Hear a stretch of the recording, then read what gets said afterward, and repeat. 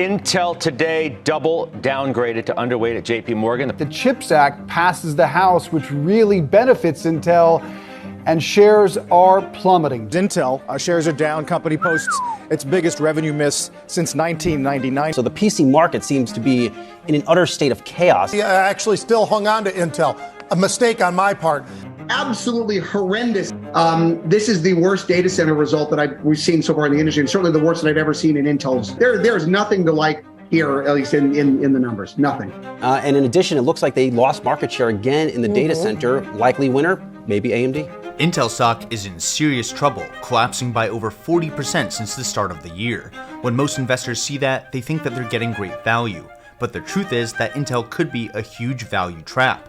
Don't believe me? Warren Buffett is the king of value investing. He runs Berkshire Hathaway, which just put over $4 billion into Taiwan's semiconductor manufacturing company, also known as TSMC. TSMC is Intel's single biggest competitor. So in this episode, I want to show you exactly why I think Warren Buffett passed up on a US company like Intel for a Taiwan-based chipmaker, and what it might take to change his mind.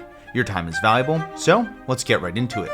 Let me start by saying that I really do want Intel to succeed. Intel is trying to provide some much needed competition when it comes to semiconductors, and in a world where Taiwan faces increased aggression from their neighbor China, Intel is a source of security for global chip supplies. Nobody should be rooting for Intel to fail, but the truth is that Intel has been struggling for a pretty long time now.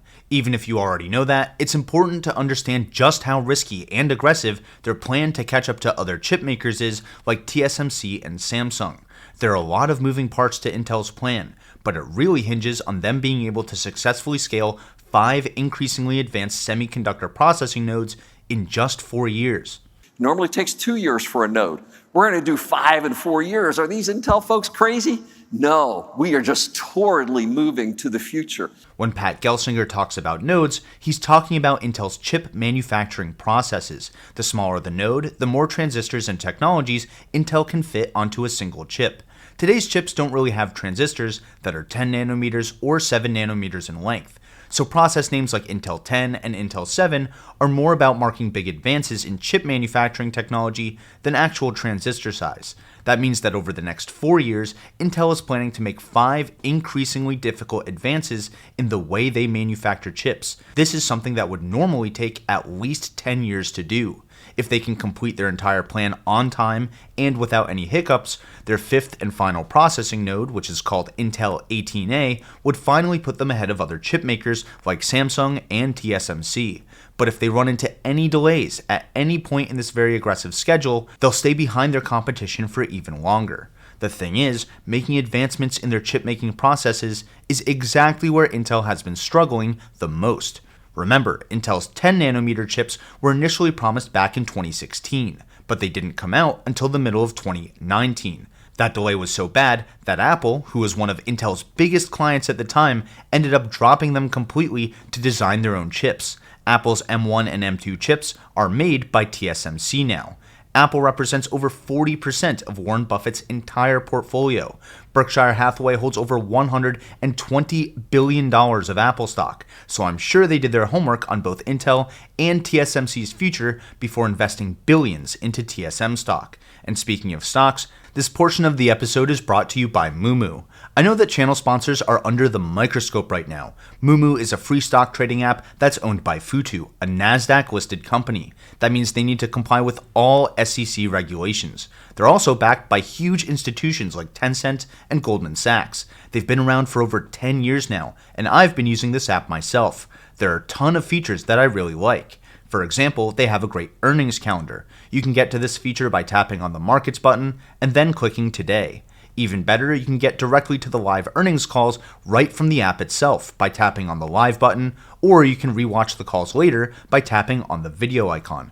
But my favorite feature right now is being able to explore the supply chains that connect almost every company on the market. Just hit the Industrial Chain button and pick the market that you want to explore. For example, clicking on chip fabrication shows everything that goes into making the chips that we're talking about in this episode, like diffusion, etching, and photolithography. Clicking any link in the chain shows you all the publicly traded companies involved in that part of the process. And that's not even the best part.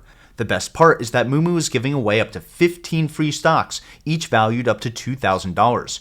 Here's how it works. When you sign up and open an account, you get to draw one free stock. If you use my link in the description below, you'll also get an additional $10 coupon for free. Then if you fund your account with $100, you get to draw 4 more free stocks. And if you fund your account with $1,000, you get to draw another 10 free stocks. Just make sure to keep your account funded at that level for at least 60 days. That's it. This is a limited time offer, so go try the app using my link in the description below and enjoy all the free stocks. Alright, Apple breaking up with Intel and designing their own ARM chips did more than just lose Intel a valuable customer. It showed the world that Intel's chips just weren't keeping up with the competition. Fast forward another 4 years and it happened all over again, with Intel's Meteor Lake chips, which were supposed to come out in 2020 but got delayed until 2023 thanks to a defect that they found in their 7nm process. When this delay happened, Intel's former CEO Bob Swan was replaced by Pat Gelsinger. All in all, Intel's last 2 process nodes took them 4 years each to nail down and scale up. Even TSMC took closer to 3 years on their previous 2 nodes. Now all of a sudden Intel is able to ramp up 5 even more advanced nodes in just 4 years? Do you see why I'm getting pretty concerned here? Okay, let's assume that Intel really can pull this off. Separately, they're still losing on the chip design front.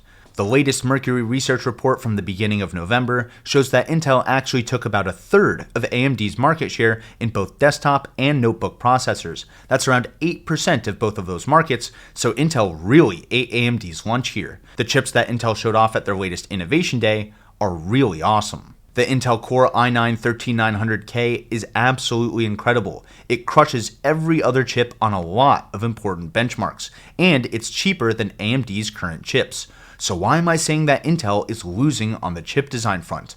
Because the desktop and notebook markets are shrinking by double digits year over year. And according to that same Mercury research report, Intel actually lost 3.6% of the one market that really matters: data centers. AMD's data center market share rose from 13.4% to 17% in just 1 quarter. And things are only going to get worse for Intel because AMD just launched 18 different models of their 4th generation EPYC data center processors. AMD's chips can have anywhere from 16 to 96 cores, 12 memory channels, and almost 3 times the performance of Intel's current Xeon 8380s. AMD claims that 5 EPYC processors with 96 cores each could handle the same load as 15 Intel Platinum 40 core servers. That means that AMD's chips can do the same job, using 20% fewer cores, up to 54% less power, and cost up to 51% less than Intel's processors for the first year. This is a big performance difference between AMD and Intel's data center processors. AMD's chips are built on TSMC's advanced 5nm process, while Intel is currently on their Intel 7 process. AMD's advantage is that they can focus on only designing the chips, and TSMC can focus on only improving their fabrication processes, while Intel needs to do both. Alright, so far we've covered Intel's fierce competition with TSMC when it comes to building chips, and AMD when it comes to designing them. The next part we should talk about is Intel's goal of providing semiconductor foundries as a service. What's that? Intel Foundry Services, or IFS, is where Intel will build chips for other brands, just like TSMC does today, as opposed to making Intel-branded chips that go in other products, like the previous MacBooks, Tesla's previous infotainment systems, and so on.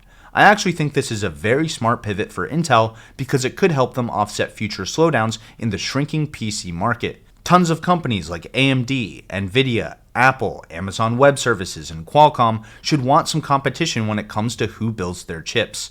Even if Intel ends up staying a bit behind TSMC and Samsung, many of these companies would benefit from having multiple chip fabrication options to reduce the risks in their supply chains, especially after all the shortages and the shutdowns that we just experienced, not to mention any geopolitical issues or trade wars that could impact global semiconductor supplies down the road.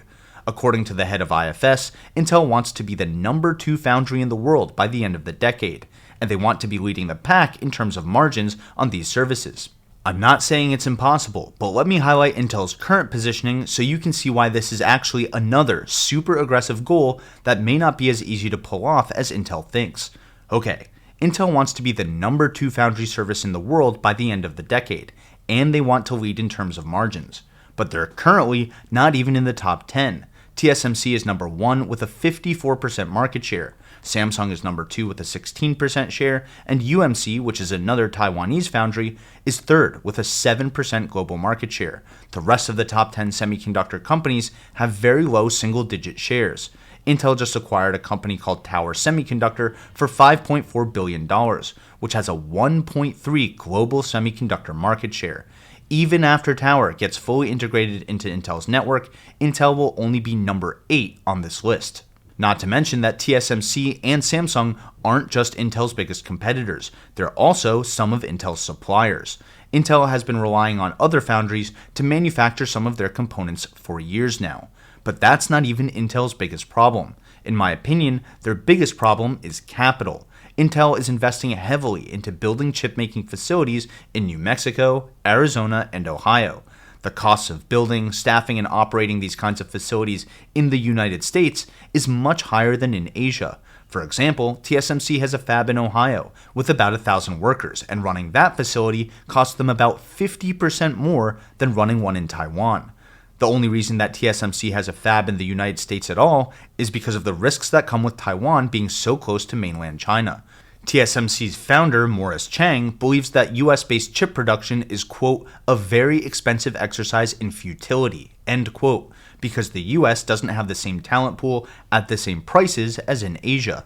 Even before building these US fabs, Intel has been having serious trouble with their bottom line. They just reported their Q3 earnings at the end of last month. Whether you're an Intel shareholder right now or you're thinking about buying the stock, you need to see these numbers. Revenue from PC processors was down 17% year over year in the face of steep declines in demand. Don't forget, this is Intel's main business, and operating margins were cut in almost half, from 37% to just 20%. Their operating income from PC processors is down a whopping 54% year over year. If you think that's bad, you may want to sit down for this next slide. Here are Intel's numbers for data centers. Revenues are down 27% year over year. Margins were destroyed. They went from having 40% margins in their data center business this time last year to 0 margins this past quarter. Gone. Zip. Zero. Nada. Operating income down 99%. Some of this is because big data center clients are reducing their own spend, but some of this is because AMD is coming in hot with those 5nm chips from TSMC, while Intel is still 1 or 2 process nodes behind.